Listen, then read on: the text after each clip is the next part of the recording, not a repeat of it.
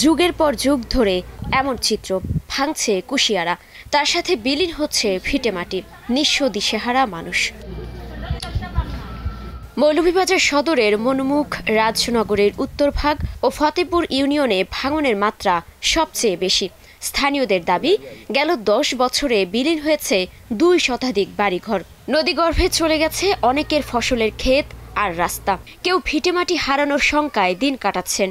আমরা কয়েকবার 3বার 4বার গড় বাড়াইছি, বাঙ্গান হওয়ার খাতির ওটা হচ্ছে।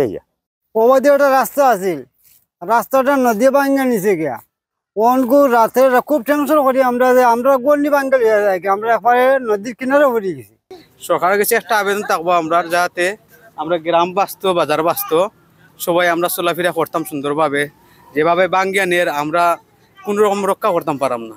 কুশিয়ারার তীর ঘেঁষে রাজনগরের ঐতিহ্যবাহী কালার বাজার, সেই বাজারটিও এখন বিলীনের পথে। উদ্বিগ্ন দোকানিরা।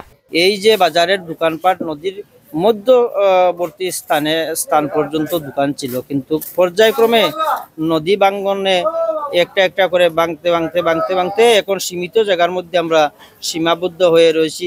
এই বাজারটা মানে নদীর কিনারের বাজার, এটা খালি ভাঙ্গি যাইতে আছে, বাড়িঘর পর্যন্ত ভাঙ্গিয়া যাইতে আছে। এই জায়গাটা নদী ভাঙ্গনে আমরা বাড়িঘর যা কিছু আছে আমরা খুব সমস্যাতে আছি।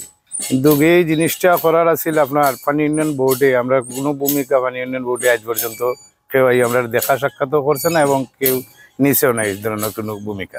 পানি উন্নয়ন বোর্ডের দাবি, ভাঙন রোধের চেষ্টা চলছে, শিগগিরই কাজ শুরুর আশ্বাস দিলেন নির্বাহী প্রকৌশলী। রাজনগর এবং সদর উপজেলায় আমরা সার্ভে করে দেখছি প্রায় 14টা পয়েন্টে 10 কিলোমিটার ভাঙন রয়েছে। এই ভাঙন রোধে আমরা ইতিমধ্যে আমাদের ডিজাইন কার্যক্রম চলমান আছে, একটা সমীক্ষা হয়ে গেছে। ডিজাইনটা পাইলে আমরা একা ডিপিপি দাখিল করব। ডিপিপি যদি আপনার অনুমোদন হয় সেক্ষেত্রে আমরা কাজ শুরু করতে পারবো। ভারত বাংলাদেশ সীমান্ত নদী এই Kushiyara. Desk report, star news.